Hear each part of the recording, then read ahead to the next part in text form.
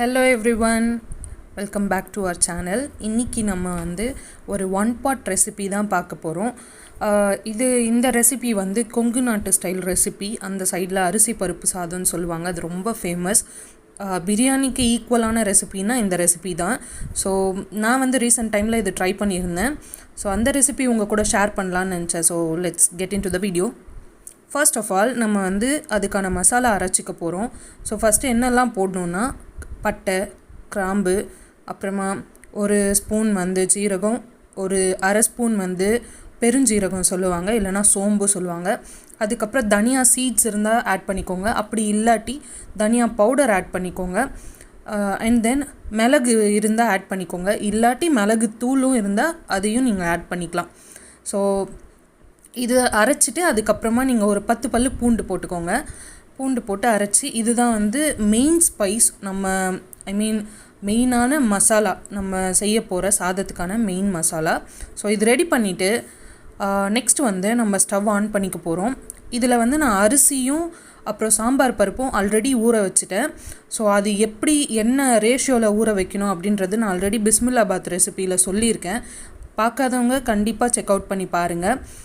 ஆரல்ஸ் நீங்கள் பொங்கல் செய்வீங்க அப்படின்னா, பொங்கல் எப்படி நம்ம ஊற வைப்போமோ அதே ரேஷியோவில் தான் இதுக்கும் ஊற வைக்கிறோம். 1 டம்ளர் அரிசிக்கு 2 டம்ளர் தண்ணின்னு கணக்கு வச்சு நான் போட்டிருக்கேன். ஸோ இதில் 4 டம்ளர் அரிசிக்கு 1 டம்ளர் 3/4 டம்ளர் இல்லை 1 டம்ளர் கிட்ட நம்ம பருப்பு ஆட் பண்ணியிருக்கோம். ஸோ எண்ணெய் ஊற்றிட்டு கடுகு போட்டுட்டு அதுக்கப்புறமா உளுந்து கொஞ்சம், கடலப்பருப்பு கொஞ்சம் ஆட் பண்ணிவிட்டு அது ப்ரௌனிஷ் கலரில் வந்ததுக்கப்புறமா சின்ன வெங்காயம் ஆட் பண்ணியிருக்கோம். இதில் 100 கிராம் நான் சின்ன வெங்காயம் ஆட் பண்ணியிருக்கேன். நான் 2 பேருக்கு சமைக்கிறேன். ஸோ 100 கிராம் சின்ன வெங்காயம் நான் ஆட் பண்ணியிருக்கேன். இது நான் கட் பண்ணி போடல, அப்படியே உரித்து வாஷ் பண்ணி போட்டிருக்கேன். ஸோ இது நல்லா வதங்கணும். மீடியம் ஃப்ளேமில் வச்சு நல்லா வதக்கிக்கோங்க. அண்ட் தென் ஒரு கருவேப்பிலை ஒரு கொத்து, அது உருவி நீங்கள் அதில் போட்டுக்கோங்க. ஸோ வெங்காயம் நல்லா வதங்கினதுக்கப்புறமா நம்ம ரெட் சில்லி ஆட் பண்ண போகிறோம். ஸோ இது காஞ்ச மிளகாய் சொல்லுவாங்க. நான் ஒரு 5 to 6 ஆட் பண்ணியிருக்கேன் காரத்துக்கு ஏற்ற மாதிரி. ஸோ இது வதங்கினதுக்கப்புறமா தக்காளி ஆட் பண்ண போகிறோம். தக்காளி நான் மீடியம் சைஸ் 2 தக்காளி எடுத்திருக்கேன்.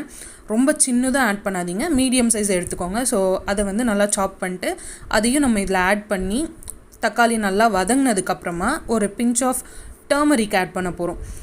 கொஞ்சமாக மஞ்சத்தூள் ஆட் பண்ணிவிட்டு அதையும் நல்லா மிக்ஸ் பண்ணிடுங்க. அண்ட் தென் நம்ம அரைச்சி வச்சுருக்க அந்த மசாலா பவுடரை இதில் ஆட் பண்ணி மிக்ஸ் பண்ணிக்கிறோம். இந்த மசாலாவோட பச்சை வாசனை போனதுக்கப்புறமா நம்ம ஆல்ரெடி தண்ணியெல்லாம் மெஷர் பண்ணி ஊற வச்சுருக்கோம் ரைஸ். ஸோ அதை அப்படியே குக்கரில் ஆட் பண்ணிடுங்க. ஆட் பண்ணிவிட்டு தேவையான அளவுக்கு உப்பு போட்டுட்டு ரெண்டுத்தையும் மிக்ஸ் பண்ணி விட்டுருங்க. கரண்டி போடக்கூடாது. ஸோ ஃபஸ்ட் அண்ட் லாஸ்ட்டாக மிக்ஸ் பண்ணிக்கோங்க. ஸோ மிக்ஸ் பண்ணிவிட்டு நீங்கள் இதை க்ளோஸ் பண்ணி மீடியம் ஃப்ளேமில் வச்சு ஒரு 2 விசில் வர மாதிரி விட்டுருங்க. ஸோ இது 2 விசில் வந்ததுக்கப்புறமா நீங்கள் அப்படியே அதிலே விட்டுருங்க, ஓப்பன் பண்ணிடாதீங்க. அந்த ப்ரெஷர்லேயே நல்லா என்ன எப்படி வேகணுமோ அந்தளவுக்கு வெந்திருக்கும்.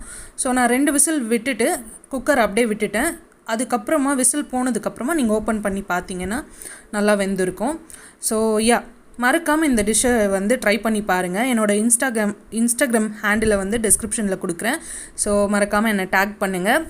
அண்ட் உங்களுக்கு இந்த வீடியோ பிடிச்சிருந்தா மறக்காமல் வீடியோக்கு ஒரு லைக் கொடுத்துருங்க. அண்ட் சப்ஸ்கிரைப் பண்ணிக்கோங்க, உங்கள் ஃப்ரெண்ட்ஸ்க்கு ஷேர் பண்ணுங்கள். உங்கள் எல்லாரையும் அடுத்த வீடியோவில் பார்க்குறேன். And till then it's bye bye from Rajeswari. Bye.